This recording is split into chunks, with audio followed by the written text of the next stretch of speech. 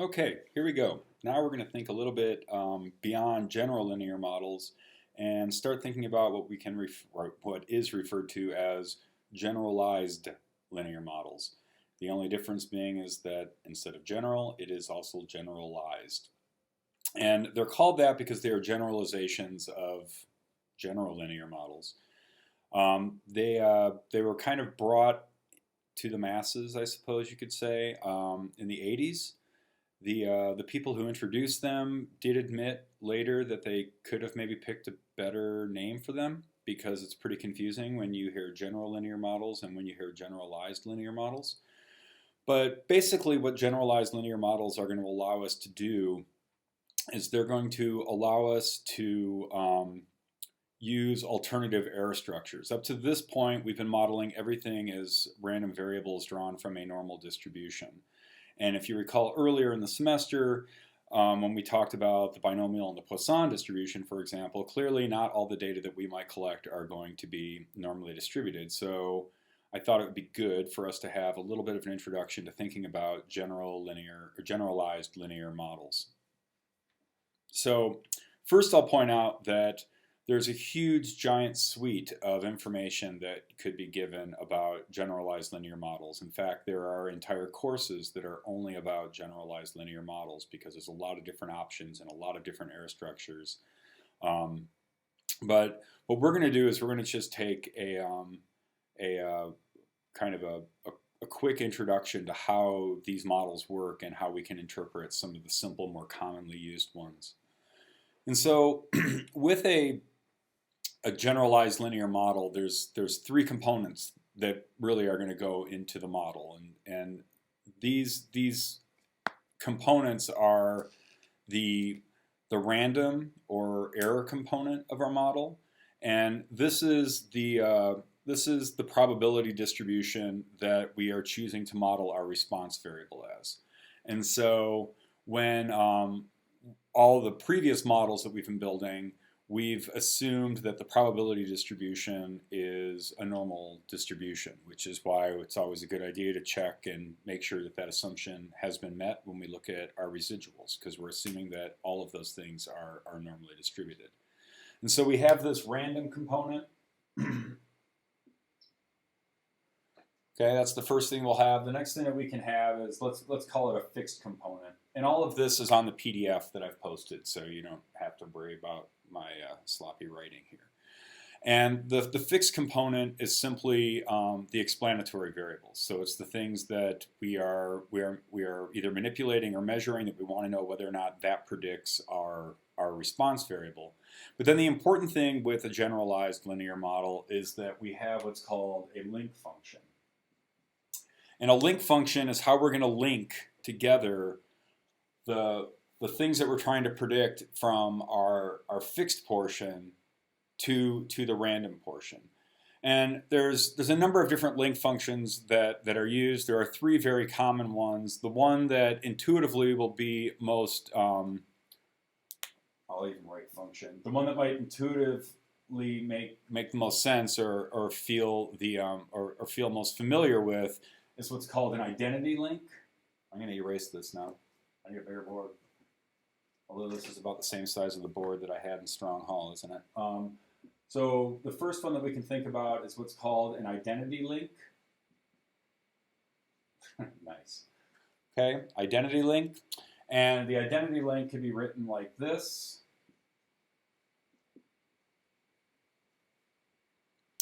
Where basically, this is what we do when we do a normal, when we model things as a normal.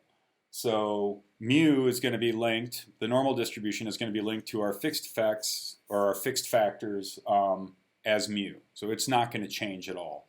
And this is exactly what we did when we were doing it as a general linear model using ordinary least squares. So with generalized linear models, since they are a generalization of general linear models, you can use a normal error structure. Rarely is that desirable because the computer is going to use maximum likelihood to estimate the parameters, and we know that maximum likelihood estimates are always biased because our observed data is always going to be closer to our parameter estimates than the true parameters for the population. So this is the identity link, and this would basically set up a situation where the function that basically mu is going to stay mu. So we're going to have a mean of the predictor, and that's going to predict the mean of the response variable. But there's two other really important ones that we're going to think about. One is called the logit, which we're going to talk about in just a few seconds here.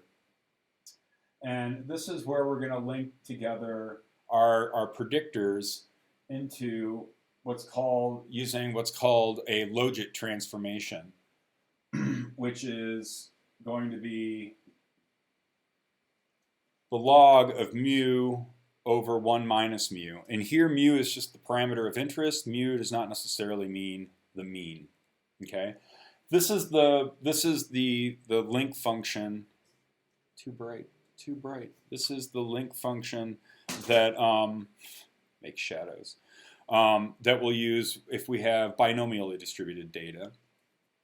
And then the last one is that we'll talk about is what's called a log link function. And the log link function, we are going to link together our fixed factors or fixed components of the model, our predictors, to the response variable using a log link.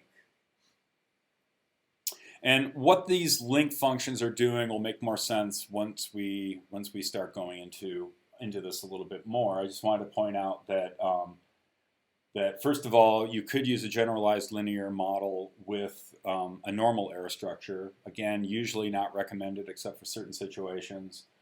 And then we also have the logit link function, and we have a log link function. And so let's start by just thinking about the logit link function.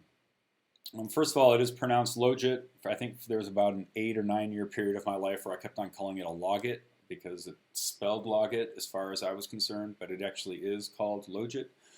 We use this kind of a link function when we have when our response variables, the thing that we're trying to predict, are random variables drawn from a binomial distribution. So, as I promised, we are revisiting our old friend, the binomial distribution. And so, things that are binomially distributed, binomial distributed, are inappropriate to model in an ordinary least squares framework, because clearly they're not random variables drawn from a normal distribution. Instead, they're random variables drawn from a binomial distribution. The traditional method of dealing with binomial data is to turn it into a proportion and then do what's called an arcsine square root transformation. And I think I mentioned this briefly when we talked about transformations. It does rear its head in a lot of older papers, because until these generalized linear models were kind of brought to the market, the only solution with proportional data was to do what was called an arcsine square root transformation. And then I think I also pointed out that there was this pithy little paper that was published in Ecology back in 2011, which was called "The Arcsine is Asinine." And what the authors of this paper are pointing out is that the arcsine transformation doesn't actually work all that well, and more important, we should not be modeling proportions as having a normally distributed error structure, even if we do that arcsine transformation. And I'll also mention that the arcsine transformation has a lot of problems when you have values really close to 0 or really close to 1, because these are proportions. They're going to be constrained between 0 and 1, which means that whenever you're taking data where it's a percentage, that's really a proportion, right? If it's 75%, then it's 75 out of 100. And you could still think of that as being binomially distributed.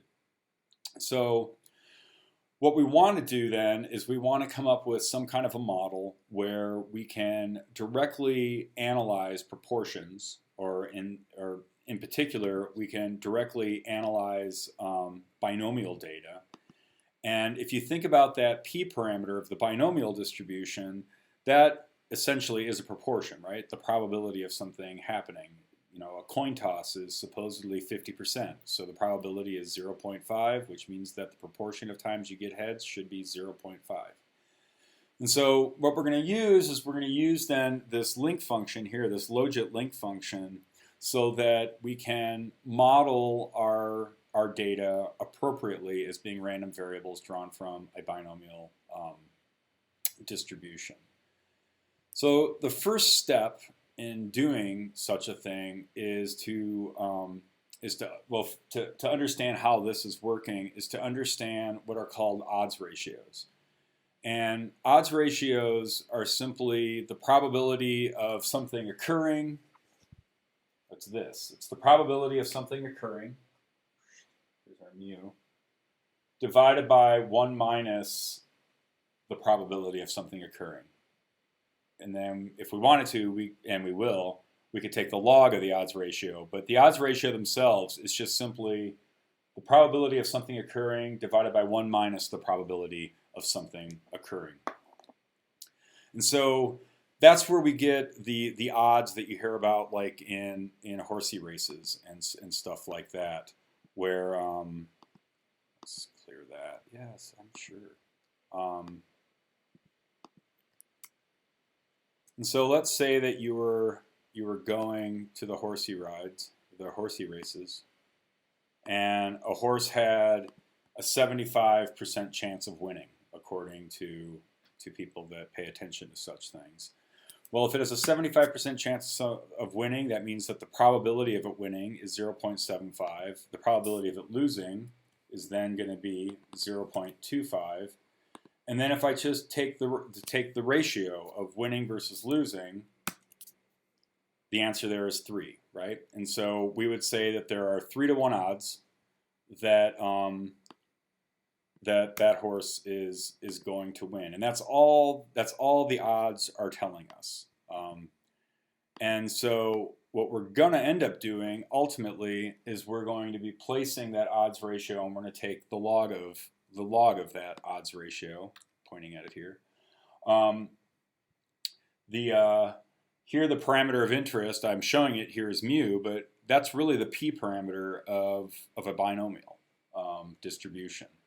And so that's how we're going to link our data to our model, basically, our predictors to our response variable.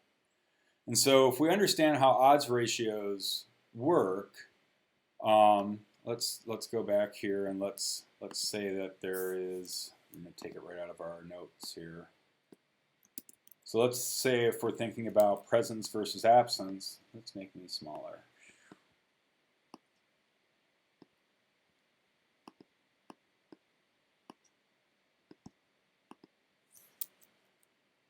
So if we have the probability of being present, we have the probability of being absent, we could calculate the odds ratio of it being absent, which would simply be absent divided by present.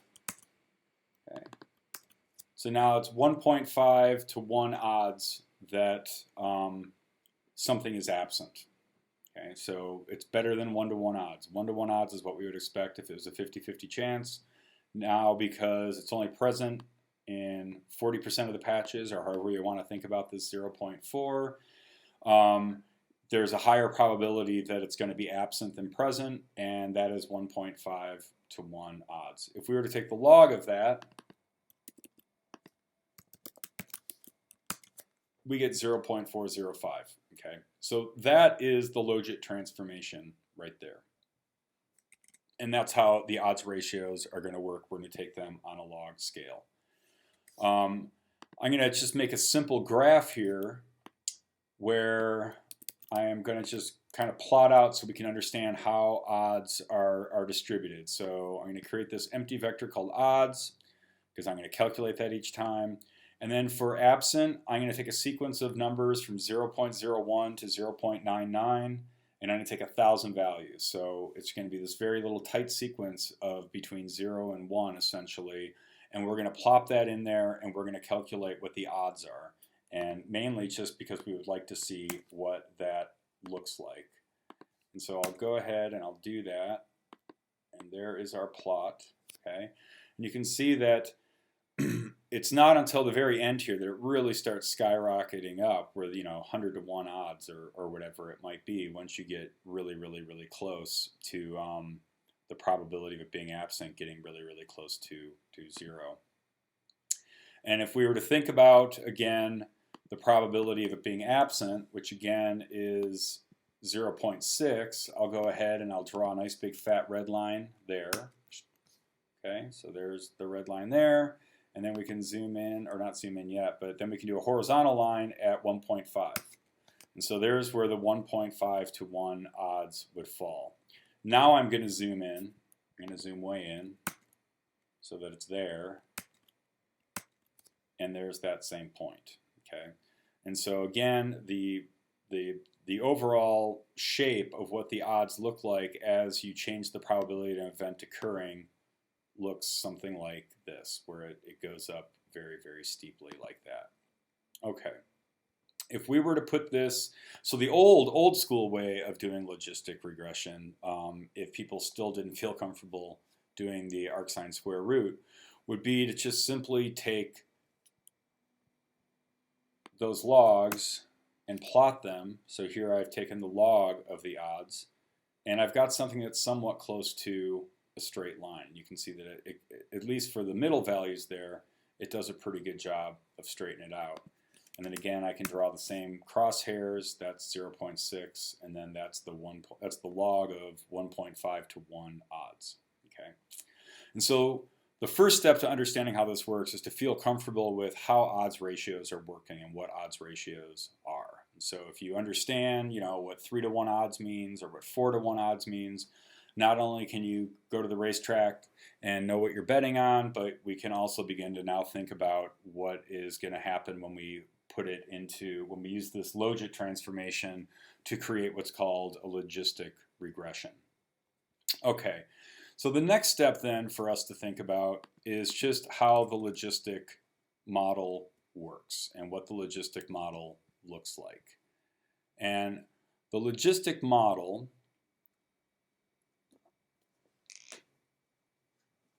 is simply, it's going to be the odds ratio. It's ultimately going to be the log of the odds ratio, but we're going to want to take it out of logit units and put it back into the basic units. So the logistic model itself is going to be the exponentiation of our familiar model that we're familiar with, right? Intercept, slope. Let me make this a little bit bigger so people can actually see, especially if they're looking at it on the phone. Okay. So intercept and slope over 1 plus. Okay. That is what the logistic model is going to look like. And we're going to be estimating an intercept and a slope, and they are going to be in logit units. If we were to take the natural log of the logistic model, then it's going to be simply the some kind of a function over 1 minus some kind of a function, right? And so we can think about it more clearly of what it's trying to predict by exponentiating it, because that's going to put it into the units that we're actually somewhat interested in. If this seems opaque, just be patient and go through it. I know this stuff can be, I know it's foreign and at first somewhat confusing. You really this is something you just kind of have to play with. And I've given us some play toys to understand how the logistic model is going to work. Oops, I didn't mean to do that. Spoiler alert, don't look at the man behind the curtain. Copy. Okay, and so what I've done here is I've just come up with an estimate for the intercept and an estimate for the slope. These are just values I made up. So the intercept is 0, the slope is 0.1. I'm creating a vector here of values from -100 to 100 by increments of 1. and then and these are going to be the x values. These are going to be the things that are going to be on the x-axis here. And so I do that, and that's what these are going to look like, right? There's 101 values there. And then I'm going to calculate the y's by popping them into this formula right here. This is going to be what the predicted values are for the predicted values constrained between 0 and 1, which, as we'll see, that's the p parameter of the binomial, and that's the thing that we're going to be interested in estimating. So let's go ahead and we'll do that. So we've calculated all of those y's, and now I'll plot this, but you've already seen it, but it looks something like this, okay? And so, again, it's constrained between 0 and 1, and what we have is we have this kind of classic logistic shaped curve. Okay. Interesting piece of trivia is that the logistic equation from ecology is called that because it resembles this. It's actually not a logistic model at all. This is a logistic model, but that's just what they decided to call it in ecology. So if you remember back to basic ecology when you talked about logistic growth, that's why it was called that, because it looks like a logit. And so I said that this is logistic fun kind of snarkily, but just to give you an idea of how flexible the logistic equation is, or the logistic model is, and how the parameters affect different things with that. So let's say that we were to change the slope, or the intercept, I'm sorry. Let's change the intercept to, I don't know, let's change it to 2. And notice we changed it to 2, and that's a positive 2, just to be clear. And we've shifted it to the left. The inflection point, right? The whole thing is shifted to the left. And likewise, if we had a negative value in there, we would have shifted it to the right. And so the intercept tells us something about where the inflection point of that curve is going to be. Okay, and the inflection point is somewhere in the middle here. Okay, the inflection point actually will be at 0.05. Let's see, you can look at that. Ab line horizontal equals 0.5. There it is. That's the inflection point. So if you were, those of you that like to think in calculus, if you were to take the derivative of this, this is the point that would be the top of the curve, basically, of where you are now decreasing the rate at which this other event is occurring. So it's increasing, increasing, increasing, decreasing, decreasing, decreasing, and then it basically has a limit at 0. And then likewise we can play with the slope. Let's go ahead and set the intercept back to 0. But let's change the slope to a much higher value. Let's say that the slope is 2. And now notice it's very steep. So the probability surface, or not the probability surface, but the value, the predicted value, starts out being pretty stable and low, and then it immediately goes up and then tapers off. And so this almost looks like what's called a step function. And a step function is where it just immediately goes up, and that requires a different kind of statistics that we won't do here.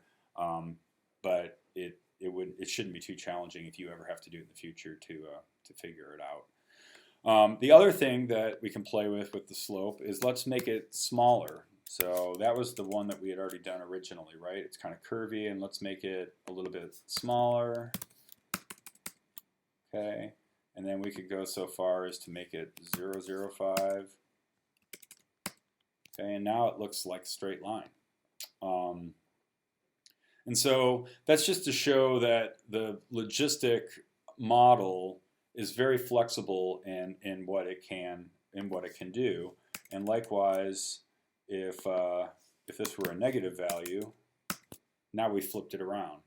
And so it's a binomial response, and ultimately what we're going to try to do is kind of come up with a model where we're going to have some predictor, and we want to know how that probability changes as a function of something, and that's going to be included in our intercept and our slope of our models. Okay. What else did I want to mention here? Oh yeah, one other thing I could mention here. Let's go back to this one. This one made me feel warm and squishy. There we go. You can always you can use the slope and the intercept because they are part of this model. You can really quickly back transform them into learning something about where that inflection point is. So actually, let's make this a little bit. Let's make that 1, and then let's change that to -3, so we can shift it over a little bit. Okay. So here's our model. Here's the predicted values of our model based upon our logit. And if we wanted to know where that inflection point was, we know that it's going to be. We know that it's going to happen at 50-50, right? So 0.5, it's going to be there. If we wanted to figure out what the x value is, we could back transform by taking b0 divided by b1. That's going to give us 30. So let's go ahead and do an ab line, vertical equals 30. And there it goes. Sure enough, they cross over right over the line. So you can already see that just based upon the intercept and the slope, if we understand what those parameters mean, when we look at those parameters, we can make certain expectations about how steep the process might be or how smooth the process might be, whether it goes like this or whether it goes like this. And we can also use it to calculate where that 50-50 is. And a lot of times that 50-50 is interesting to people because, you know, that's how we calculate the LD50 for like toxins and stuff like that, is to calculate at what dose perhaps do we expect to see 50% mortality. And so let's go ahead and do that now with an example. I have a very simple example that's in our notes there, where I have response variables, which is living or dead. And then hypothetically, I did an experiment where I had 20 different concentrations, all equally spaced concentrations of some poison. And so there are my data.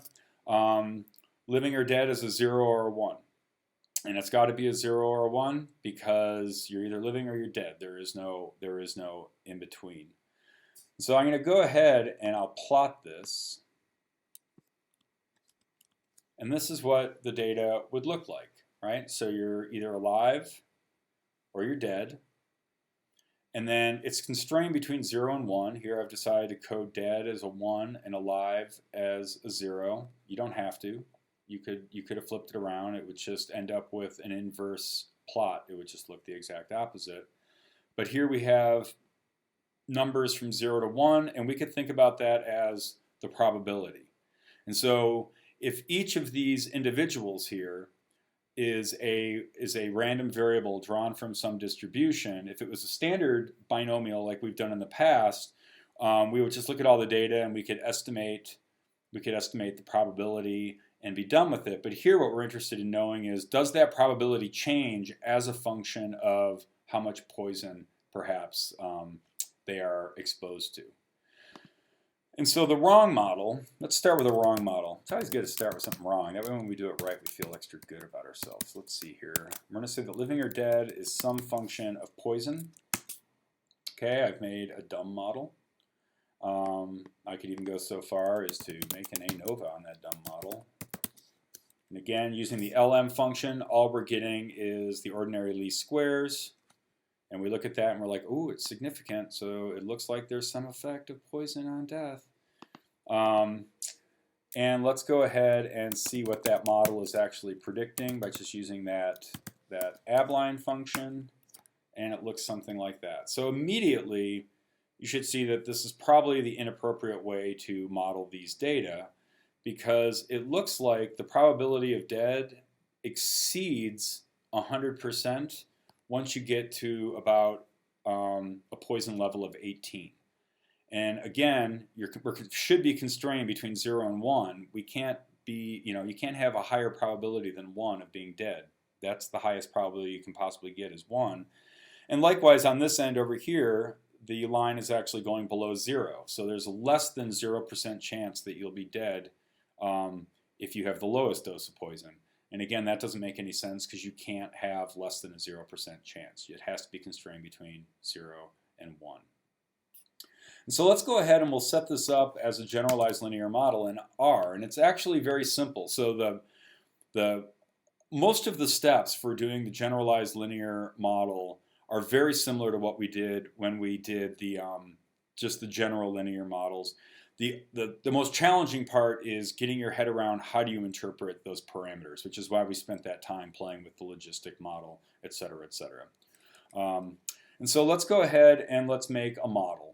And let's make a good model, or at least a better model, a non-dumb model. So I'm going to say mod. Then the function that we're going to use is GLM, which stands for Generalized Linear Model. So GLM, and then we're going to set it up the same way as we did before. Living or dead is some function of what? It is a function of poison. And now what I'm going to need to provide to the GLM function is what type of error structure do I think is going to be happening? What kind of random variables have I drawn from did my response variables, were they drawn from? And I'm going to say that it was a binomial distribution because clearly a bunch of zeros and ones sounds like a bunch of Bernoullis to me. And so let's tell it that we want the family to equal binomial. If we had typed nothing, by default, the GLM function will use a normal error structure, an identity link function, and it will give you a very similar answer to just using the LM function. The only main difference being that it's using maximum likelihood to estimate the parameters instead of using ordinary least squares. And again, you wouldn't want to do that very often, so what we're going to do is we're going to tell it explicitly, I would like my family to be binomial. We'll go ahead and we can do that. And now let's take a look at what our model has provided us. Here's our mod. And what do we have here? Let's ignore all this stuff for just a momento, and let's just look here at our parameter estimates. So here's our intercept, and here is our slope. And we already understand how that affects the shape from when we played around up here. You know, we could plug those numbers here, like 0, 3, 8, 0, gosh, late 3, 2, 0, 5, and 4, 0, 3, 7. And we could run that through our little play game thing that we did. And that's basically what our model is. Oh, it's not though. It's 1 to 20. 1, 2, 20. There we go. Okay, that is what our model is predicting, and this is the probability of being dead. So this is the p parameter inside of the binomial. So when you're at really low doses of poison here, you have a lower probability of being dead, and then the probability of being dead increases as you increase the amount of poison. And so let's think another way of, so we understand what the general shape would look like, but let's go back to our model and look at our parameter estimates. Okay, and we have this 0.437. So again, those are in log units because we did a Logit transformation and those parameters are still in those units. But if we were to exponentiate that, if we exponentiate it, then it goes into odds ratio. And so let's exponentiate that, exp of that, and it's 1.497. So for fun, let's just say that's essentially 1.5. And that means that every time you increase the poison by 1 unit from our experiment, that the odds of being dead are increased 1.5 times. So the more poison you add, the more and more the odds of being dead will increase. And we could look at that first as in the log form. So this is just using the raw parameter estimates here, and there's our intercept, but all I did was I just plotted out our data, our expected values, and the predictor values. And you'll see that here's a nice little straight line, and each one of those is separated by 1.5 times. And so right there, that's the probability that if you are at poison level 1, or not poison level 1, that's the odds ratio at poison level 1, so on and so forth. So every time you increase the amount of poison, you are increasing the probability that, that death is going to occur. Now we can put it into actual odds ratios by exponentiating this formula here. Let's do that. Copy. Okay, so again, that's in the units of the actual model that it's using when it put it into using that link function. We could go ahead and exponentiate that. And so now they are going to be in actual odds ratio units.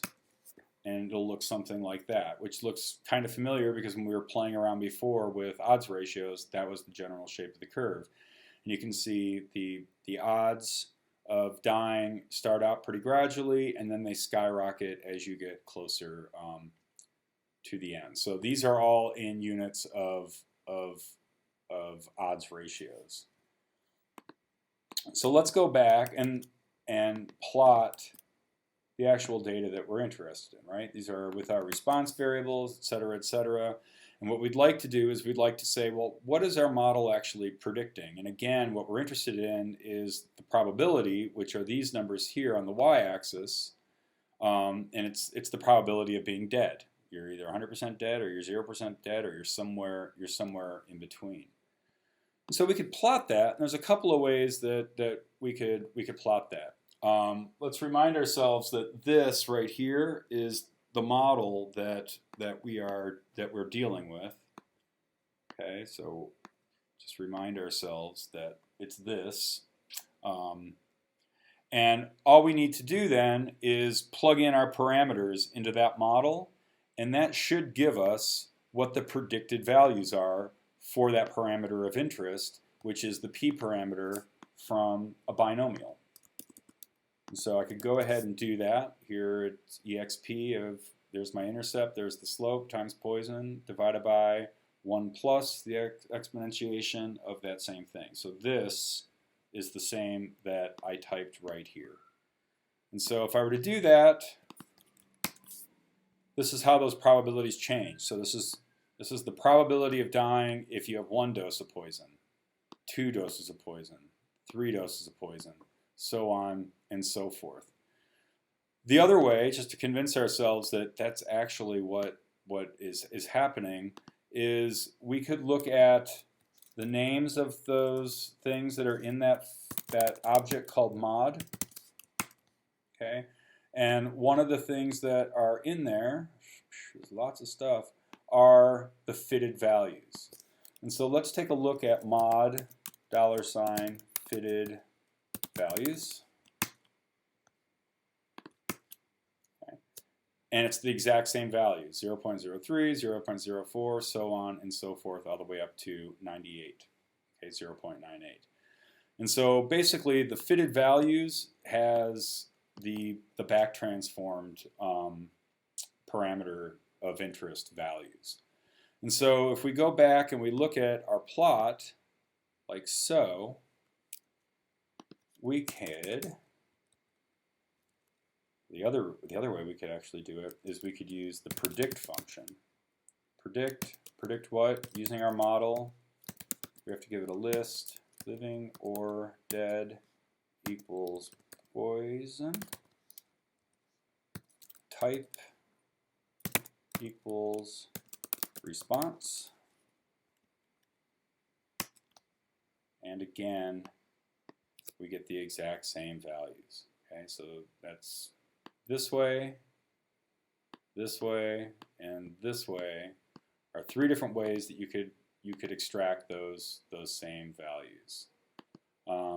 So let's just call this fit for now, so that way we have those numbers. And let's go back to our plot, like so. And then we could ask the computer to draw lines on that plot. where the x-axis is going to be the amount of poison, and the y-axis is going to be our fitted values. And then let's go ahead and make it pretty and fat. Line width equals 2. And there it is.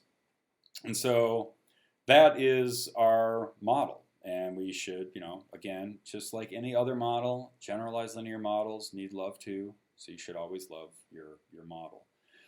And so the red line here shows how the probability of dying changes as a function of the amount of poison.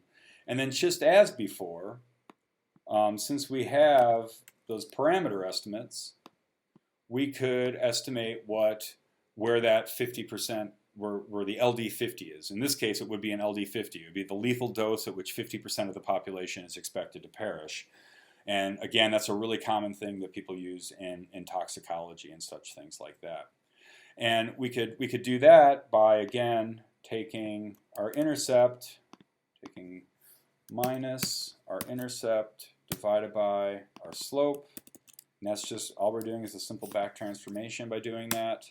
And it's predicting that 9.46. So at the poison dose of 9.46 is where we expect 50% of our population to die. Now this math can just start becoming cumbersome and stuff like that. And there's actually a really easy way to calculate LD50s. It's in the an R package called mass. And there is a function called dose.p, and it's p because it's the p parameter of binomial, and it's giving you the dose. And so all we have to do is put our model in there, and by default, it'll give us the LD50. It'll also give us the standard error, so it'll give us an idea of the uncertainty around that. So, right, so at 9.46 plus or minus 1.6 standard errors is where we expect 50% of the mortality.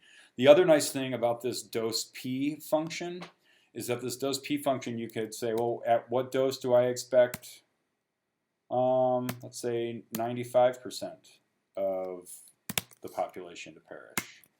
And now that's at 16. So once you get to a toxic dose of 16.75, you're expecting 95% of the population to perish. And of course, you could put any number in there. Where do I expect 25%? 6.74, so on and so forth. And so this is all able to be modeled this way because we have that Logit link function, which is joining together our predictors with our response variables. And I just encourage you to just play around a little bit with that logistic formula, and then also go ahead and cook up some of your own fake data just to make sure that you understand how to interpret those parameters. So we have parameters, and we feel kind of good about those parameters. Now let's think a little bit more about the model and hypothesis testing. So again, we have our model. Oh man, that's driving me nuts. Okay, we understand this. We understand this. This is just R telling us what the heck we had to do. And then we have these things called deviance. And we've played around before with deviance.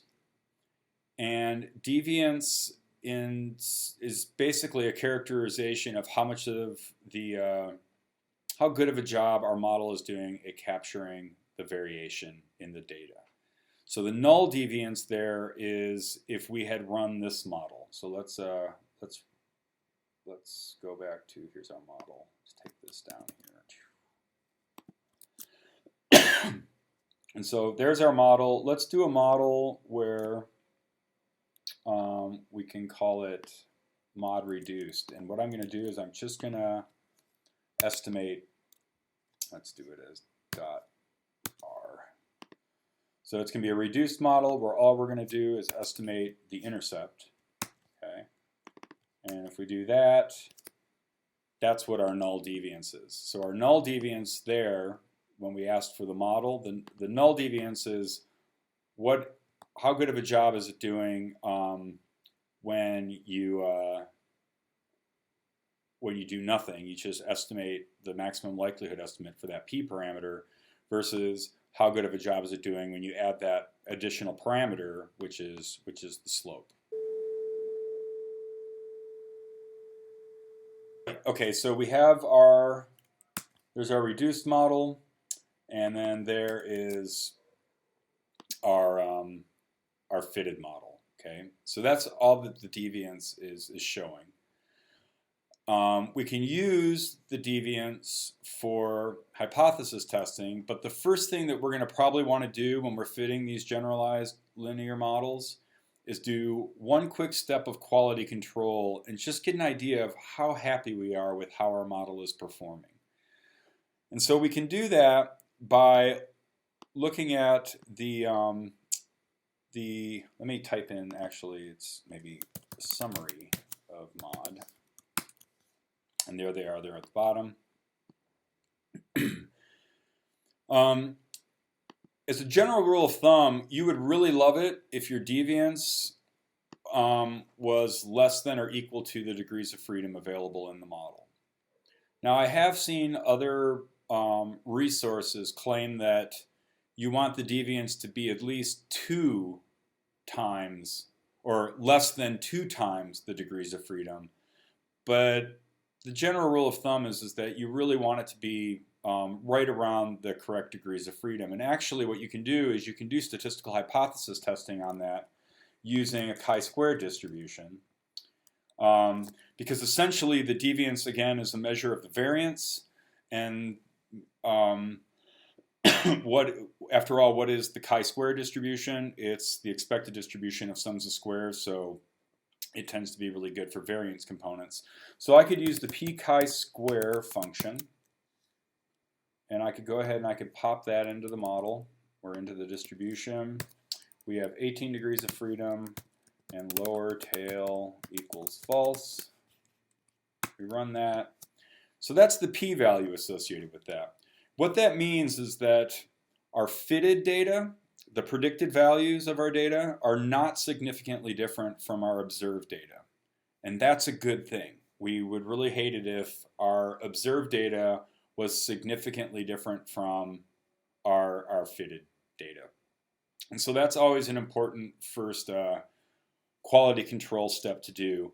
And next time we talk, we'll talk about what do we do when it is a problem, when clearly we have a problem. But we feel pretty good about that. And so, okay, we have a pretty good model. Again, we have our parameter estimates. We feel pretty good about that. We can further, if you want, we could think a little bit more about deviance. We've already talked about deviance when we did the likelihood ratio test. But if we were to look at the log likelihood of our model, it's negative 7.59. If I were to take that value and multiply it by 2, it's 15.195. It should be by negative 2, of course. Yeah, there you go. Okay, and so that's where those values are coming from. And again, this is the exact same thing that we did when we were talking about doing likelihood ratio tests. In fact, we can do this as a likelihood ratio test because if you recall, what we do when we do a likelihood ratio test is we take the deviance from our null model divided by, or I'm sorry, the null model divided by the deviance for the full model, and use that as a test statistic against a chi-square distribution. So since we're in log land, because it's the log likelihood, we'll take the null model deviance. So here I'm just extracting it out of the objects. Here's the null model deviance. Here's the model deviance. There's the difference between the two, so 12.33. We use 1 degree of freedom because there's one free parameter different between the two models because one of them has a slope, the other one doesn't. And then, of course, lower tail equals false. And there is the associated p-value. So that means that it's statistically speaking, poison is a good thing to keep in the model. Poison is a good predictor for the probability of death. And thus, we would say poison is significant. Okay. We could also get the exact same answer by using the Anova function, mod1 and mod, right? If we give it 2, it knows what to do. Where is mod1? Didn't I create? Oh, I called it mod.r. And there's that 12.331. If we were to open up the car package and use the capital A Anova function, there it is, the 12.331, and there is the exact same p-value as when we did it by hand. Okay, so that's where those numbers are coming from. And by default, the car function, capital A Anova, will just simply do that likelihood ratio test, which it's calling an analysis of deviance here, because it's directly using the deviance instead of the log likelihoods. But that's really esoteric stuff for our purposes at the moment. And so there's the hypothesis testing part. All that work just to say that poison is important, which we probably would have figured out because that's why we call it poison. But we have a pretty model and a pretty figure, and we can think about how the concentration of poison affects, either gradually or non-gradually, the probability of dying.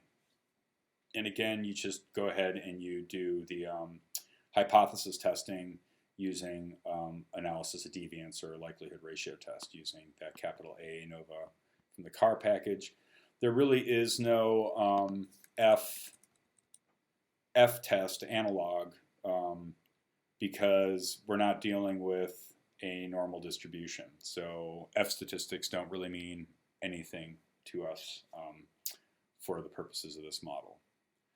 So I hope I've given you something to think about. Play around with the code and have a look-see at the PDF that I also posted. I'll also mention that that R book that I've mentioned a few times that's available for free on the library by Michael Crawley has 2 really good chapters on generalized linear models. Chapters 13 and 14 are quite good for generalized linear models. It gets way deeper into the weeds with it than we need to get for our purposes, but the good bits are definitely worth checking out, and hopefully it'll make it a little bit more straightforward. I know that generalized linear models are kind of weird because the parameters are all in these weird link function units, but as long as you understand how to back transform them into the units that you're interested in, that's the important thing right there. So on that, I will pause.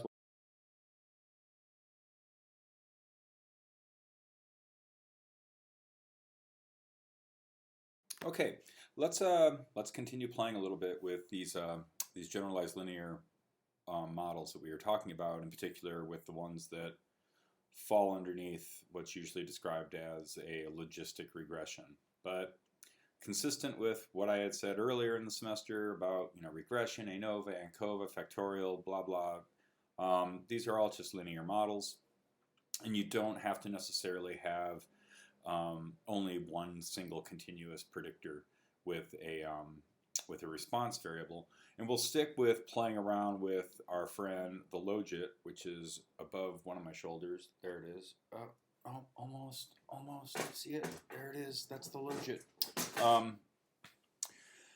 And for 2 reasons. Just first of all, to demonstrate for ourselves that we can set these up as what would classically be called an ANCOVA or an ANOVA or factorial, whatever you want to think about it.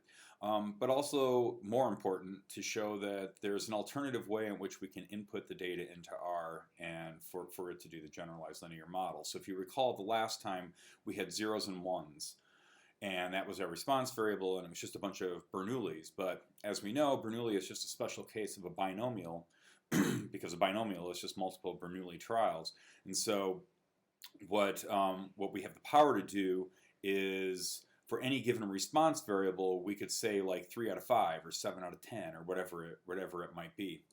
And so what we're going to do is we're going to just play with some data, real data actually, where So when I was a youngster, some of my dissertation project when I was back in graduate school was looking at the effect of clutch size in these really handsome butterflies called pipevine swallowtails, and they're toxic. And so I was testing various hypotheses about the effect of group size and the probability of survival. And so I set up a really simple experiment where I simply manipulated clutch size, the number of eggs that were laid together, and I manipulated them between group sizes of 1 and 20 for this particular experiment. I think it was 20. I don't even know. We can look. And what I did is I recorded them through the first 2 developmental stages of being a caterpillar. So they start out really small, like a grain of rice, and then they get like a little bit bigger piece of a grain of rice, but still pretty small when they get to the second instar. And so what I was looking at was how group size, because they feed as groups, they all hatched simultaneously and then they would feed in tight clusters on the leaf, how group size affected the probability of survival. I only did it for early instars for this experiment for logistical reasons. It's really difficult to keep track of them when they start getting older because they start moving around a lot, and also they stop feeding in tight groups when they get larger. So this is something that's unique to the earlier instars. Probably more information than you wanted to know, but what the heck. For me, at least, I don't know when you're watching this. For me, it's 5:58 on a Friday, so cheers. Okay, so we're going to read in this data. And what I did with this particular experiment is, let's take a look at it here. Copy. Let's just put it there. That's what it's called. And so what I did to look at the effect of group size is I put various group sizes out in the field. So this is clutch size, and so like this one had 4, 4, 4, 5, 5, so on and so forth. And I had 2 different treatments. I had what is called a control treatment, which is basically the egg clutches were put on the plant, and I, for the most part, left them alone. The other treatment was exclusion, and that exclusion was the exclusion of crawling predators. What I did is I took this stuff that's called Tanglefoot, which is this really gummy, sticky material that prevents ants and other insects from walking around gardens, for example. People sometimes put it underneath bird feeders and bird nests, especially in areas where there's lots of fire ants. And so it's an effective way to exclude crawling predators from the plant. It did not exclude flying predators, so here I'm just looking at one particular predator guild, which is the crawling predators. And you can see I have clutch sizes here ranging from 4 to 17. And in total, I did this 200 plants in this for this data set. And so the difference with what we had done before, where it was just a bunch of Bernoulli trials, what we're going to be able to do in R is we're going to be able to give it both of the binomial outcomes as a response variable. In other words, the response variable in the model is going to be 2 columns of data that are going to be either successes or failures. And so here we can call successes living and a failure a death. And we can set this up as a generalized linear model to look at the effect of clutch size and treatment and see if there's any interaction between clutch size and treatment. So this sounds a lot like a classic ANCOVA, and that's because it is an ANCOVA, because all an ANCOVA is doing is explaining the experimental design. So let's just call it an ANCOVA design, but we're going to analyze it as a generalized linear model with a binomial error structure using a Logit. Oh, there it is. A Logit link function.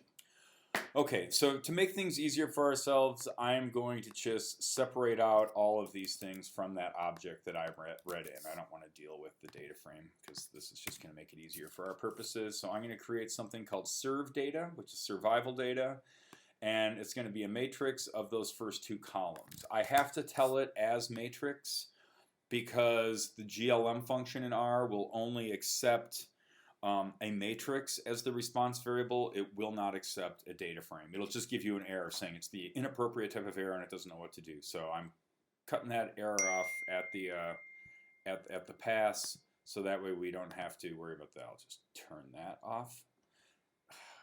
Okay. So yeah, and then we'll have clutch size and we'll have treatment. So we have all of our data set up. And so we can go ahead and we can start with, let's just make a model, because that's what we love doing, because now that we know that these are all just models, let's make some models. It's going to be a GLM, right, where we're going to say that serve dat is some function of clutch size by treatment, and the family equals binomial. So this is my way to ask R very kindly to use a logit link function and treat this as a binomial error structure. Again, if we look at the serve dat, this is our response variable. Notice that it's 2 columns, right? And those 2 columns are either of the possible outcomes of a binomial distribution. So you're either living or you're dead. And so that's what our response variable is. And then we're going to do clutch size by treatment. So let's go ahead and we can do that. We didn't get any errors. That's nice. Let's take a look at the summary of our mod. We want to take a look at the summary of our mod. And why do we want to do that? Because we want to make sure that we don't have this problem where our model is doing a really poor job at predicting our data. And this is where we go back to thinking about the residual deviance. So the null deviance, again, is a model where all you have present is an intercept, whereas the residual deviance is including clutch size and treatment and the interaction as terms in the model.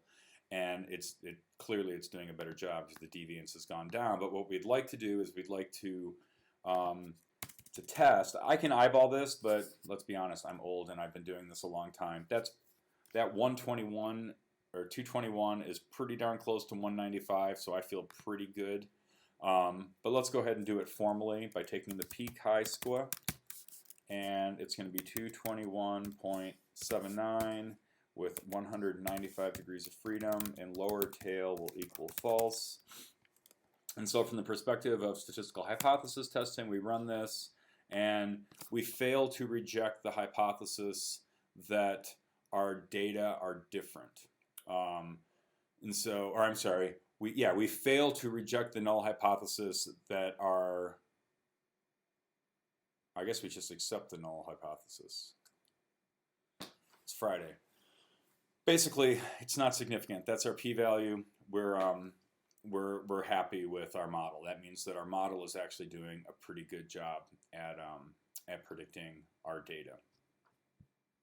Okay, and so once we have that, then we can go ahead and we can use this. Actually, let's go back to this deviance for a minute because this is kind of a fun piece of trivia. You can take 1 minus 279.79 divided by 455.94, and that's going to give us an estimate as to the proportion of the variation in our data that our model is actually explaining. So it's analogous to an R-squared. With generalized linear models, the calculation of the R-squared is a little bit different, and there's actually a lot of different approaches to do it that don't always agree with one another. This is one way to calculate the R-squared. There's actually an R package called library R-squa, and there's a function in that package called R-squa. How about that? And if we were to give it our model, and then we were to say the type of R-squared that we wanted to calculate is KL, and we can look up what that means. RSQ. So this is the help. This is just the help file for the R-squa function. And if we go down to the type, KL here that I've typed in is the KL divergence based. Dun, dun, dun.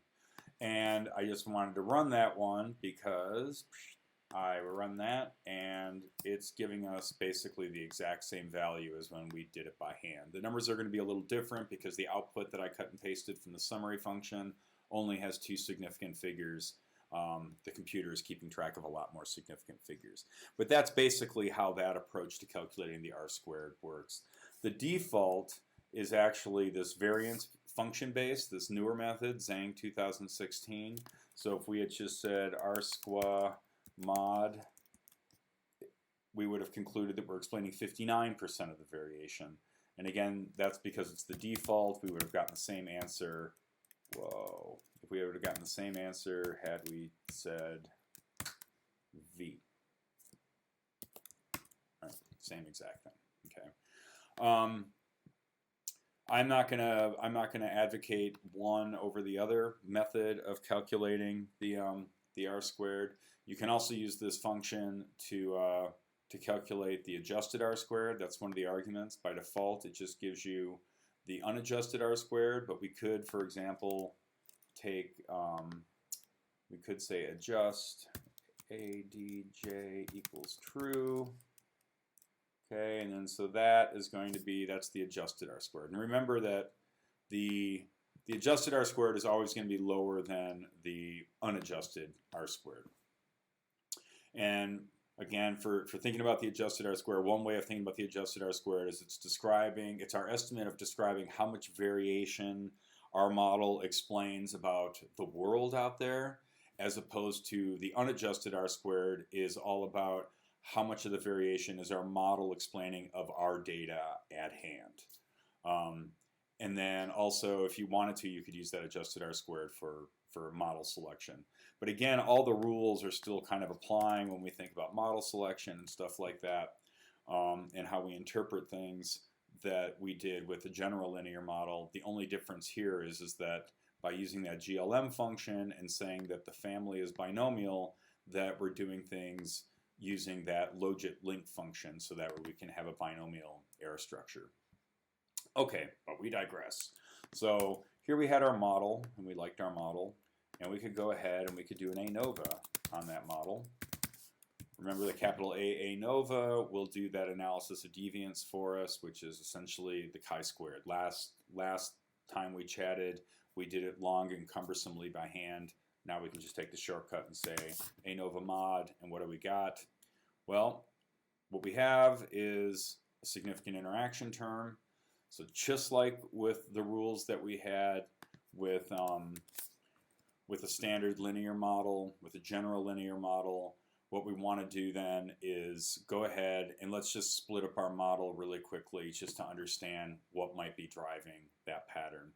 And so what I've done is, because of how the data are arranged, if we go back up to here, this is going to be very convenient for us, not by mistake, I assure you, is that the first 100 values are in the control group and the second 100 values are in the exclusion group. So it's going to be quite easy for us to separate apart the control, which again were the ones where natural enemies were allowed to crawl over the plant, whereas in the exclusion group, those crawling predators were excluded from coming into contact with my caterpillars that I was loving. Talking too much again. Okay. No. So what do we got? So what I've done here then is I've just said that our new clutch for the control group, so I'm calling it clutch C, are just the clutch sizes from 1 to 100. And so there's our clutch sizes from 1 to 100, ranging from 4 to 17. With I'm going to do the same thing with the survival data. And I'm calling it here new, I don't even know why I called it that. Let's just call it,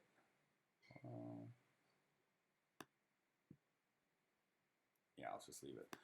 Oh, because it's new, of course, yeah. So it's the new survival data. Good work, Jim.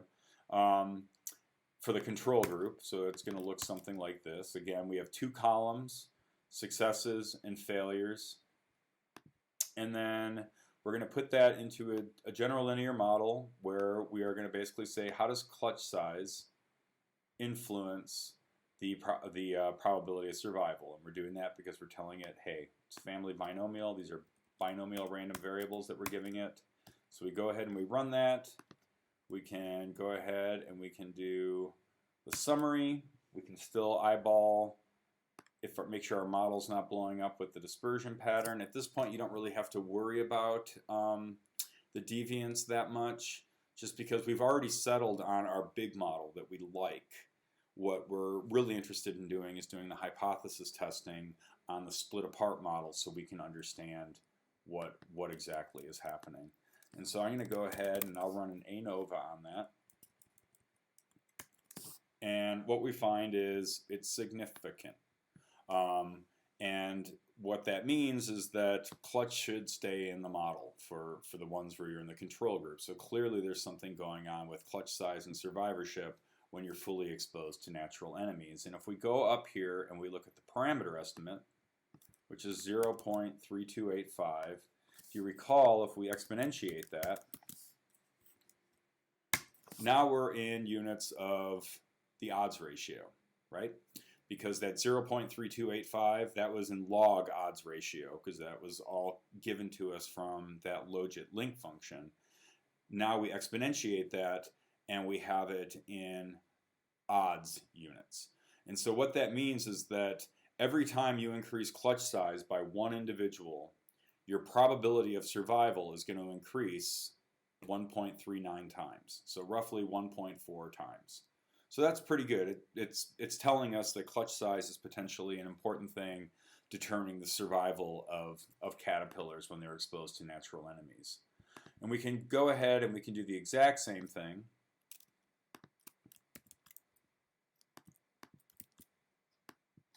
Don't need that. Let's see here.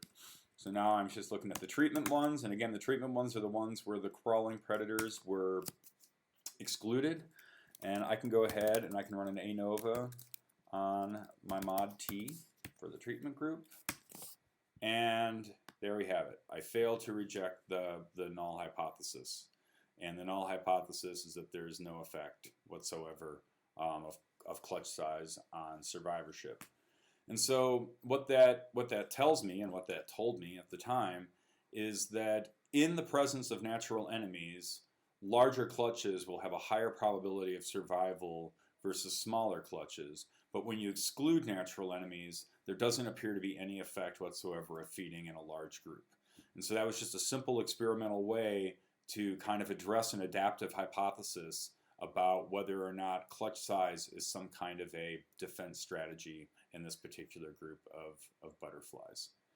And so what I've included in the code is just an example of a pretty plot so that we can look and see what these all look like and understand what drove that interaction term. So I'm going to go ahead and make things ugly, I guess. And there it is. Look at that. And so the open circles here are the circles that are describing the probability of survival for caterpillars that were exposed to natural enemies. And the black circles are the probability of survival. Describe the probability of survival. This line right here. This is the proportion of individuals that survived in each of those groups. And then these lines show the changing in the probabilities of survivorship.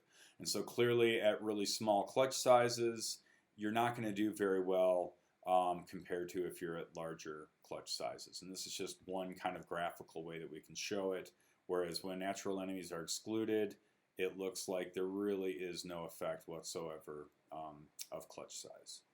And so, yeah, so that's just an example of the motivation here is to show that there's an alternative way that you can put data into these generalized linear models, but then also just to illustrate that once you understand how the link functions work and what these generalized linear models are doing, with the exception of checking the deviance to make sure that your model's doing a good job at predicting the data, it's really not that different than when we did general linear models. It's just the parameters are interpreted slightly differently because we need to, in this case, we need to exponentiate them and understand that every time you increase clutch size by 1, you will increase the probability of survivorship by 1.4 times.